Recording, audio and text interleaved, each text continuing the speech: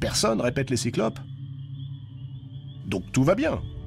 Si personne ne lui fait du mal, que Polyphème cesse de crier et les laisse dormir. Et s'il s'est blessé lui-même, qu'il implore plutôt son père, le dieu Poséidon.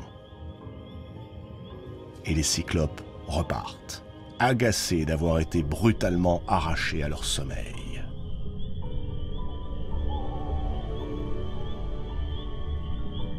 Polyphème, lui, reste allongé sur le sol, grimaçant de douleur.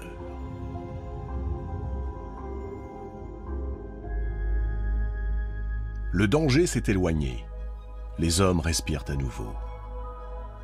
Mais à présent, comment sortir de la grotte de Polyphème?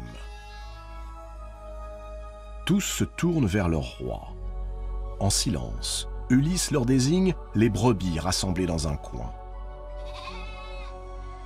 Elles ne cessent de bêler, leurs mamelles sont lourdes. À l'aube, Polyphème devra laisser sortir ses bêtes afin qu'elles aillent paître. Alors, ses compagnons s'accrocheront fermement sous leurs panses.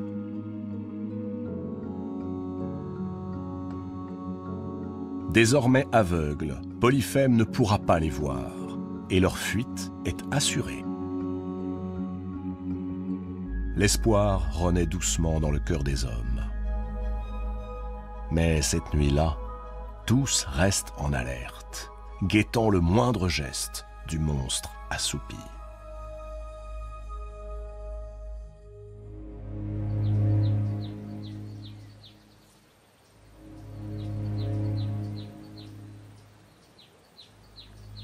Quand le soleil pointe à l'horizon, ainsi qu'Ulysse l'a prévu, Polyphème, aveuglé, ensanglanté, mais remis sur pied, fait rouler la roche.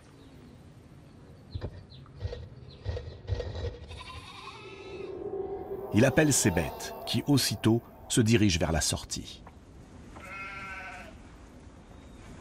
À mesure qu'elles franchissent le seuil, Polyphème tâte leur dos pour s'assurer que nul ne les chevauche.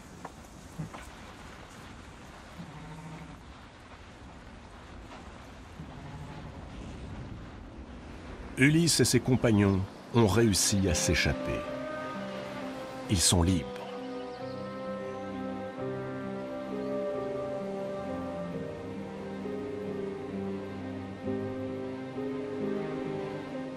Bientôt, les marins sont à bord de leur bateau, sains et saufs, mais meurtris d'avoir vu 5 d'entre eux dévorés par Polyphème.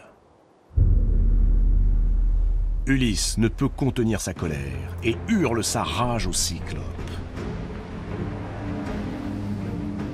Puisque ce monstre a manqué aux règles les plus sacrées de l'hospitalité, il n'a eu que ce qu'il méritait.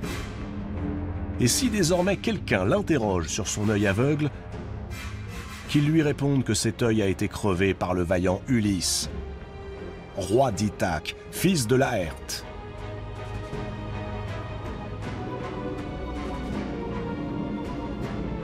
Polyphème, depuis sa montagne, soulève un immense rocher.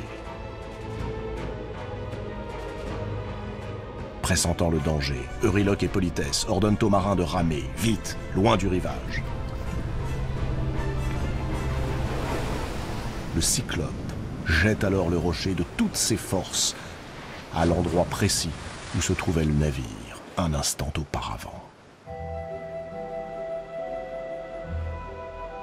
Les bateaux s'éloignent de l'île des Cyclopes, mais à bord, chacun tremble encore en entendant la voix de Polyphème, terrible.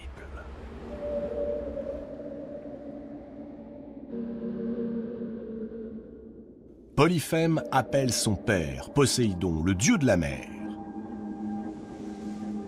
Il le conjure de le venger, de détruire Ulysse.